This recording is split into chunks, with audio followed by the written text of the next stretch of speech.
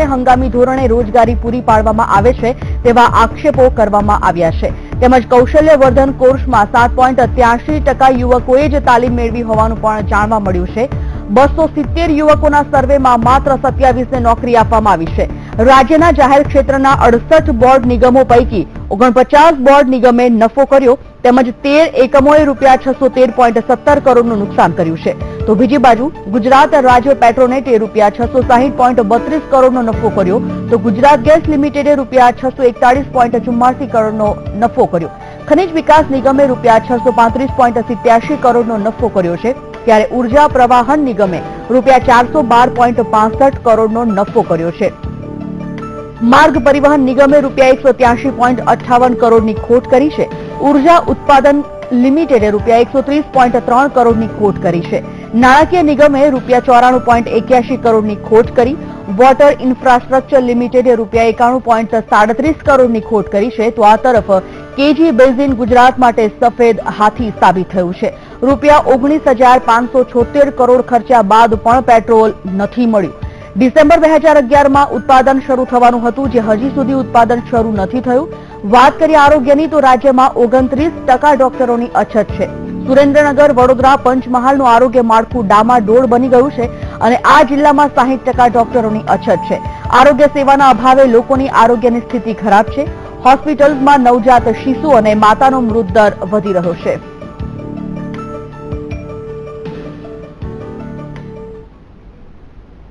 એ ભયંકર ભ્રષ્ટાચાર કરે છે અને ભ્રષ્ટાચારની વાત જ વિધાનસભામાં ન થઈ શકે એટલા માટે છેલ્લા દિવસે વિધાનસભામાં કેગનો રિપોર્ટ મુકાય છે.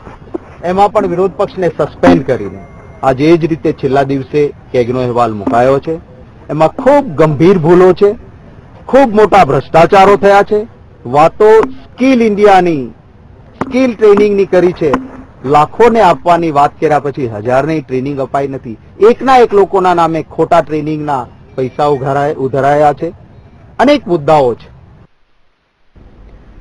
દેશમાં સૌથી વધુ ઇન્કમટેક્સ ડિફોલ્ટરો ગુજરાતમાં છે. નાણામંત્રી અરુણ જેટલીએ તાજેતરમાં દેશના ટોચના 20 ઇન્કમટેક્સ ડિફોલ્ટરના નામ જાહેર કર્યા છે, જેમાંથી ગુજરાતના 3 લોકો હોવાનું પણ જાહેર થયું છે. છેલ્લા 1 વર્ષમાં આવકવેરા વિભાગે જાહેર કરેલા કુલ 67 જેટલા કરચોરોમાંથી ગુજરાતના 24 હોવાનું જાહેર થયું છે. એટલું જ નહીં, ગુજરાત આ બાબતમાં ટોચ ઉપર હોવાનું પણ બહાર આવ્યું છે. ગુજરાતમાં ડિફોલ્ટરોની સંખ્યા સૌથી વધુ છે. આ 24 જેટલા ટેક્સ ડિફોલ્ટરોએ ₹576.8 કરોડ સરકારી તિજોરીમાં જમા કરાવ્યા નથી. ગુજરાત પછી મહારાષ્ટ્રનો ક્રમ આવે છે અને તે પછી તેલંગાણાનો ક્રમ છે, જ્યાં આવા ડિફોલ્ટરોની સંખ્યા 15-15ની છે. આવકવેરા વિભાગે દેશભરના 67 જેટલા ડિફોલ્ટરોની 3 અલગ અલગ યાદી જાહેર કરી છે, જેઓએ 1980-81 અને 2013-14ના એસેસમેન્ટ વર્ષની વચ્ચે ₹3,200 કરોડનો ટેક્સ ભરપાઈ કર્યો નથી.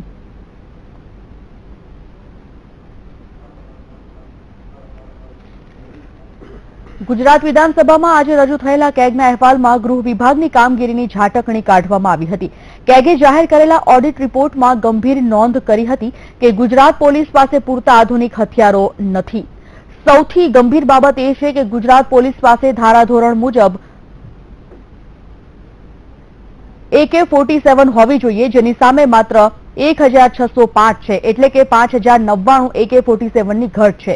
ટકાવારીની દ્રષ્ટિએ 76% કહી શકાય. તો આ ચોંકાવનારો ખુલાસો કેગના રિપોર્ટમાં થયો છે. વર્ષ 2009માં આધુનિક હથિયારોની 60% ઘટ હતી, જ્યારે 31મી માર્ચ 2015ના રોજ હજુ ગુજરાત પોલીસ પાસે આધુનિક હથિયારની 36% ઘટ છે.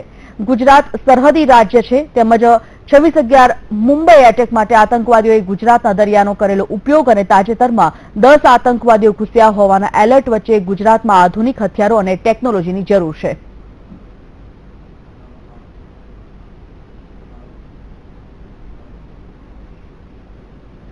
તો કેગના રિપોર્ટમાં થયેલા અન્ય ચોંકાવનારા ખુલાસાની વાત કરીએ તો કડાણા નર્મદા કેનાલમાં 54 કરોડના ખર્ચ પછી ખેડૂતોને પાણી ન મળ્યું હોવાનું સામે આવ્યું છે. કેગના અહેવાલ મુજબ ખેડૂતોને માત્ર 25% પાણી જ મળ્યું છે. કોન્ટ્રાક્ટર કંપનીઓને કારણે ખેડૂતોને સહન કરવાનો વારો આવ્યો છે. તો બીજી તરફ કેગના રિપોર્ટ અનુસાર ગોસાબાર જળપ્લાવિત વિસ્તાર માટે સરકાર ઉદાસીન છે. સાથે જ રાજ્યમાં જળપ્લાવિત નીતિ બનાવવાની જરૂર હોવાનું પણ સામે આવ્યું છે. એટલું જ નહીં, નળ સરોવર અને પર્યાવરણની જાળવણીમાં સરકારની ઓછી ગંભીરતા છે તો બાલાસિનોર ડાયનોસોર પાર્કને લઈને ચોંકાવનારા ખુલાસા સામે આવ્યા છે. કરોડોના ખર્ચે બનેલો પાર્ક ડાયનોસોરના અસ્તિત્વ જળવાઈ નથી રહ્યા. ઈંડા અને જીવાશ્મી ચોરાઈ જવાનો પણ ભય છે તો જીવાશ્મીની સુરક્ષા માટે સરકાર પાસે કોઈ માર્ગદર્શિકા પણ નથી. પાર્કમાં ભૂમિઓ પણ નથી. આ ઉપરાંત પ્રાથમિક સુવિધાઓના અભાવે સરકાર આ સ્થળને પ્રવાસના સ્થળ તરીકે વિકસાવવામાં નિષ્ફળ નીવડી છે.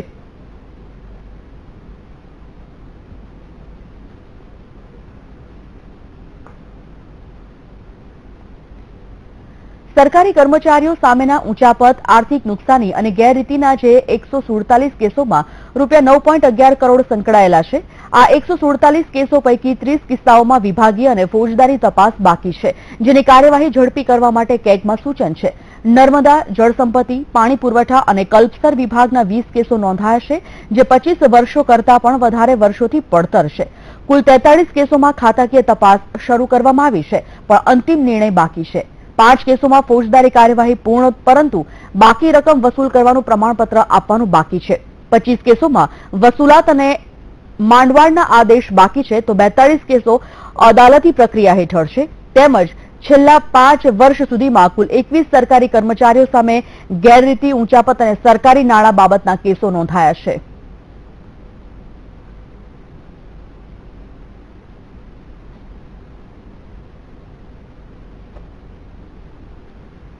વિપક્ષની ગેરહાજરીમાં બજેટ સત્રના અંતિમ દિવસે કેગનો અહેવાલ રજૂ થતા વિપક્ષે સરકારને વખોડી કાઢી હતી. ખાસ કરીને મેટ્રો રેલ, સ્કિલ ડેવલપમેન્ટ અને કેજી બેઝિનના મુદ્દા પર સરકારને આડે હાથ લેવામાં આવી હતી. લખ્યું છે 19,576 કરોડ રૂપિયાનું મૂડીરોકાણ થયું અને 19,576 રૂપિયાના મૂડીરોકાણ પછી જ્યારે કરવાનું શું હતું આ મૂડીરોકાણથી, તો કે ઓઇલ અને ગેસ કાઢવાનો હતો. ભૂતકાળમાં તો એવું કહ્યું હતું કે ચકલી ખોલો અને પાણીની મિત્રો પેટ્રોલ અને ડીઝલ આવશે. એક ટીપું પણ આવ્યું નહીં. કેગના અહેવાલમાં છે કે 19,576 કરોડ નાખી દીધા પછી એક ટીપું પણ ઓઇલ કે ગેસ મળ્યું નથી. જે કોમર્શિયલ આઉટપુટ મળવું જોઈએ ઝીરો છે એમ કહ્યું. જયપુરને આપણા પછી મંજૂરી મળી. ત્યાં કોંગ્રેસની અશોક ગેહલોતની સરકારે જયપુરમાં મેટ્રો દોડતી કરી દીધી અને ₹1નો ભ્રષ્ટાચાર સામે નહીં આવ્યો. અમદાવાદની મેટ્રોને જયપુરની પહેલા મંજૂરી મળી હતી, પણ હજી અમદાવાદની મેટ્રોનું ઠેકાણું નથી. એટલું જ નહીં, કેગ લખે છે કે ઇન્દ્રોડા, મોટેરા અને ચિલોડા આ જગ્યાએ મેટ્રો સ્ટેશન માટેની સંસ્થાપનો ઉભા કરવા માટે 373.62 કરોડ પહેલા ખર્ચી નાખ્યા અને પછી એમને જોયું તો આ પરિયોજનાને મંજૂરી જ મળી નથી. આ પરિયોજના જ થવાની નથી. તો જે 373.62 કરોડ નાખ્યા એ ગયા પાણીમાં અને કશું જ ત્યાં કામ થવાનું નથી. તો કોંગ્રેસના નેતા શક્તિસિંહ ગોહિલે વીટીવી સંવાદદાતા સાથે ખાસ વાતચીત કરી હતી અને આગામી સમયમાં કોંગ્રેસની રણનીતિ વિશે માહિતી આપી હતી. શું કહ્યું શક્તિસિંહ ગોહિલે, જોઈએ તેમની સાથે થયેલી આ ખાસ વાતમાં. પક્ષ તરીકે કોંગ્રેસે ભ્રષ્ટાચાર સહિતના અનેક મુદ્દાઓ ઉઠાવ્યા છે, તો બજેટ સત્ર કેવું રહ્યું આ વિશે આપણી સાથે ચર્ચા કરવા માટે જોડાયા છે કોંગ્રેસના રાષ્ટ્રીય પ્રવક્તા શક્તિસિંહજી ગોહિલ. બાપુ, સૌપ્રથમ જે કહેવા માંગીશ છે કે સત્ર પૂર્ણ થયું છે, કોંગ્રેસે અનેક મુદ્દાઓ ઉઠાવ્યા છે, શું કહેશો? વિધાનસભાનું આ બજેટ સત્ર હતું અને કોંગ્રેસના ધારાસભ્યશ્રીઓને હું અભિનંદન આપીશ કે અનેક ઓડ્સ, અનેક મુશ્કેલીઓ, કારણ કે સામા પક્ષે સંસદીય પ્રણાલિકાઓને નેવે મૂકી દીધી. મંત્રીઓ ક્યારેય રાડારાડી કરે, ખોટા જવાબો આપે, ઉભા થઈને બેફામ બોલે, અધ્યક્ષશ્રીને સંબોધવાની બદલે સીધા વિપક્ષની સામે બેફામ વાણીવિલાસ કરે, આવું ક્યારેય ગુજરાત વિધાનસભામાં, હું તો વર્ષોથી સભ્ય રહ્યો, મેં આવું જોયું નહોતું. આ વખતે તમામ પ્રકારના હાથગંડા ભાજપની સરકારે ઉપાડ્યા, પરંતુ એના વચ્ચે કોંગ્રેસના ધારાસભ્યોએ મક્કમતાથી લોક પ્રશ્નોને વિધાનસભાના ફલક પર મૂકવાની પૂરી કોશિશ. ગુજરાત વિધાનસભા ગૃહના બજેટ સત્રનો પ્રારંભ 22 ફેબ્રુઆરીએ રાજ્યપાલના ગૃહને સંબોધનથી થયો હતો, જેમાં સત્રના પ્રથમ દિવસે જ રાજ્યપાલના ગૃહને સંબોધન સમયે જ વિપક્ષ દ્વારા ગૃહની કાર્યવાહી ખોરંભે પાડવાનો પ્રયાસ કરવામાં આવતા અંતે રાજ્યપાલે પોતે પ્રવચન ટૂંકાવવાની અને અપૂર્ણ છોડવાની ફરજ પડી હતી. તો 23મી ફેબ્રુઆરીએ નાણાપ્રધાન સૌરભભાઈ પટેલે વર્ષ 2016-17નું અંદાજપત્ર ગૃહમાં રજૂ કર્યું હતું. ત્યારબાદ વિપક્ષ અને શાસક વચ્ચે આંશિક અને શાબ્દિક ટપાટપી તેમજ રાજકીય આક્ષેપ અને પ્રતિઆક્ષેપ વચ્ચે ગૃહની કાર્યવાહી આગળ વધી હતી અને ગૃહનું સંચાલન પણ વિધાનસભા અધ્યક્ષ દ્વારા સુપેરે થઈ રહ્યું હતું. સરકાર દ્વારા વિવિધ વિભાગ દ્વારા સરકારી વિધેયકો ગૃહમાં પસાર કરવામાં આવ્યા તો સ્પોર્ટ્સ પોલિસી ઉપરાંત ઉદ્યોગ અને શિક્ષણ ઉદ્યોગકારોના હિતમાં અને મહત્વની જાહેરાત પણ સરકાર દ્વારા કરવામાં આવી. અન્ય કેટલાક સમાચારો સાથે પરત ફરીએ છીએ. હાલ એક બ્રેક.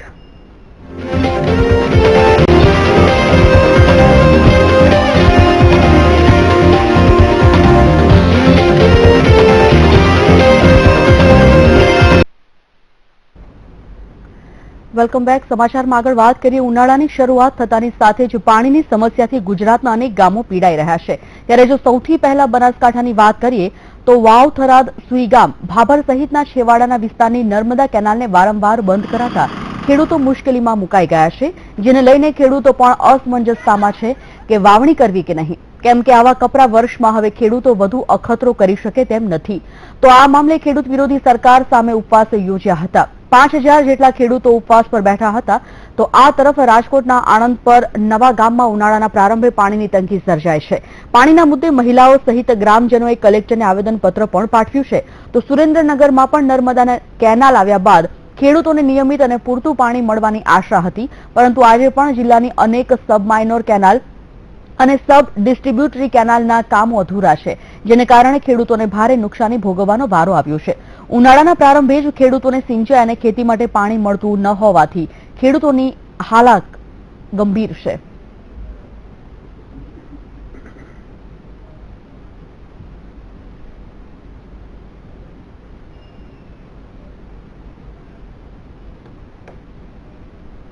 આ તરફ મહેસાણા જિલ્લાના બેચરાજી અને મોઢેરા તાલુકામાં 5 વર્ષ પૂર્વે માઇનોર કેનાલનું નેટવર્ક બનાવી દીધા બાદ આજ દિન સુધી પાણી જ નથી છોડવામાં આવ્યું.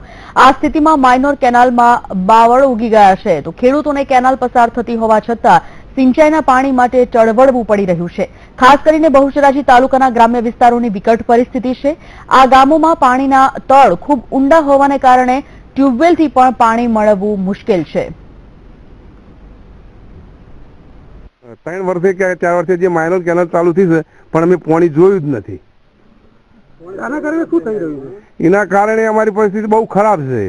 પાણી ના મળે તો અહીંથી ખાલી કરી અને ચોક બીજે ચોક જવું પડે, ચોક રહેવા અને ચોક મજૂરીઓ કરવા જવું પડે એવી પરિસ્થિતિ છે હાલની. આવી પરિસ્થિતિ કેટલા ગામોની છે?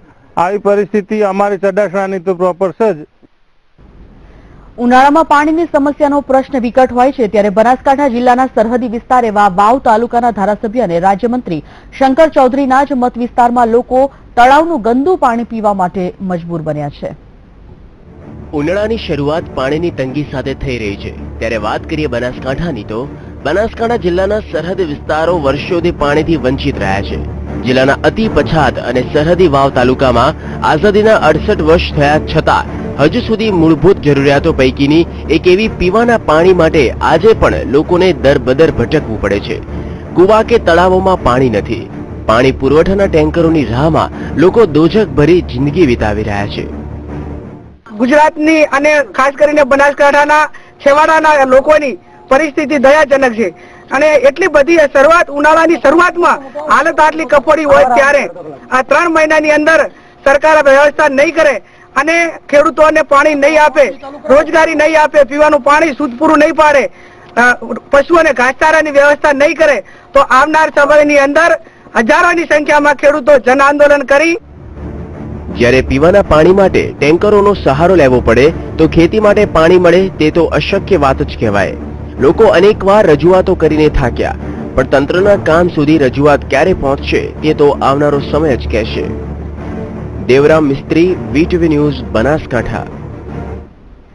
ઉનાળાની શરૂઆતમાં જ પાણીની પડોજણ થઈ છે ત્યારે રાજ્ય સરકાર દ્વારા 527 ગામોને અર્ધ અછતગ્રસ્ત જાહેર કરાયા છે, જેમાં સૌથી વધુ જામનગરના 288 ગામો, રાજકોટના 157 અને દેવભૂમિ દ્વારકાના 82 ગામોનો સમાવેશ થાય છે.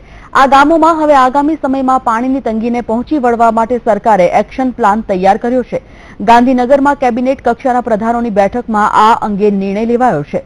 પશુઓ માટે ઘાસચારાની પૂરતી વ્યવસ્થા કરવામાં આવશે. માંગણી પ્રમાણે ઘાસચારાનું વિતરણ પણ કરાશે. તેમજ પાણી પુરવઠા બોર્ડ દ્વારા બંધ પડેલા હેન્ડપંપ રિપેર કરવાનો પણ નિર્ણય લેવાયો છે. તો વળી યોજનામાં ન આવતા ગામોને 10% ફાળો માફ કરીને બોર બનાવી આપવાનો નિર્ણય કરવામાં આવ્યો છે.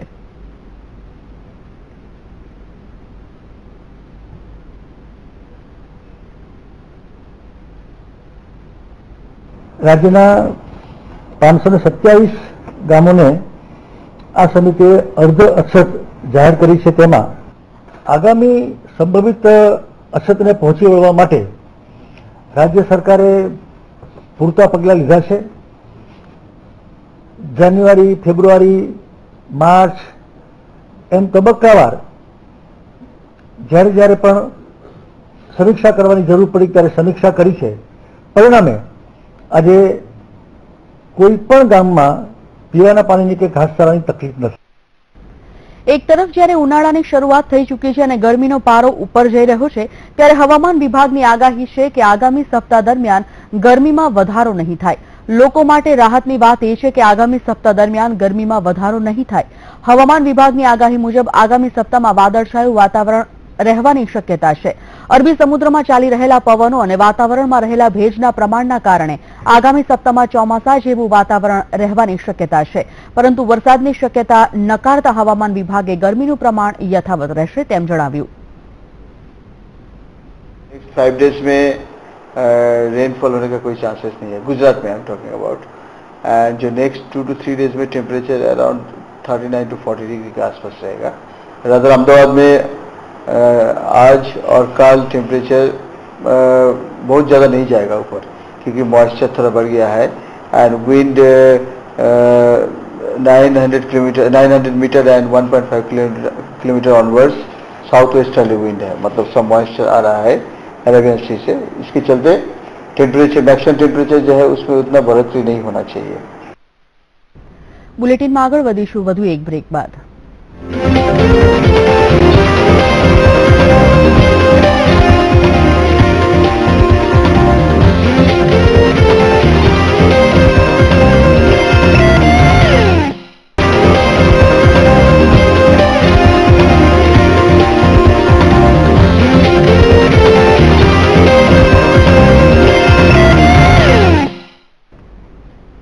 Welcome back. વાત કરીએ કર્ણાવતી ક્લબની ચૂંટણીની તો કર્ણાવતી ક્લબમાં આજે મતદાન થયું.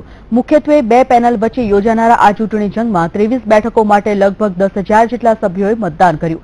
મેમ્બર્સ પાવર પેનલ અને મેમ્બર્સ ફ્રીડમ પેનલ વચ્ચે યોજાનારો આ ચૂંટણી જંગ રસાકસી ભર્યો તેમજ કેટલેક અંશે વિવાદાસ્પદ બને તેવી પણ શક્યતા છે. સાંજે મતદાન પૂર્ણ થયા બાદ ક્લબ ખાતે જ મતગણતરી બાદ મોડી રાત્રે પરિણામો જાહેર કરવામાં આવશે. અમદાવાદ જિલ્લા ભાજપ પ્રમુખ તરીકે નવનિયુક્ત પ્રમુખ આર.સી. પટેલે ચાર્જ સંભાળી લીધો છે. મોટી સંખ્યામાં કાર્યકરો અને હોદ્દેદારોની હાજરીમાં પૂર્વ પ્રમુખ કમાભાઈ રાઠોડે નવા પ્રમુખને ચાર્જ સોંપ્યો હતો. ભારતીય જનતા પાર્ટીની પ્રથા મુજબ દર 3 વર્ષે નવા સંગઠનની રચના કરાતી હોય છે, ત્યારે સંગઠનના પર્વના અંતે અનેક જિલ્લાના પ્રમુખોની વરણી કરી દેવાય છે. તો આજે ગુજરાતમાં અત્યારે બસ આટલું જ. જતા જતા નિહાળીએ રાજ્યના કેટલાક સમાચારો સંક્ષિપ્તમાં.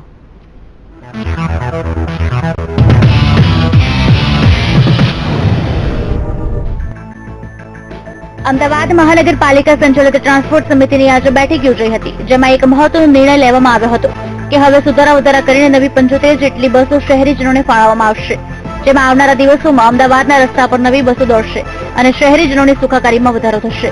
ત્યારે એક બસ પાછળ 15,07,000નો ખર્ચ થશે. જામનગર મહાનગરપાલિકાના ટેક્સ વિભાગના ઇન્ચાર્જ આસિસ્ટન્ટ કમિશનર જિગ્નેશ નિર્મળ પર ટેક્સ ચોરી કરવાનો આક્ષેપ કર્યો છે. તેમના પર બંગલાને બદલે ખુલ્લા પ્લોટનો ટેક્સ ભરવાનો આક્ષેપ છે. આમ કરીને તેમણે મનપાની તિજોરીને નુકસાન પહોંચાડ્યું હોવાની રજૂઆત કમિશનરને કરવામાં આવી છે. આ મામલો આરટીઆઈએ કરેલી એક અરજી બાદ સામે આવ્યો છે.